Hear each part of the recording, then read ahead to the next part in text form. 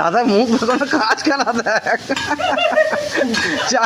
chowmein করবে কি মুখ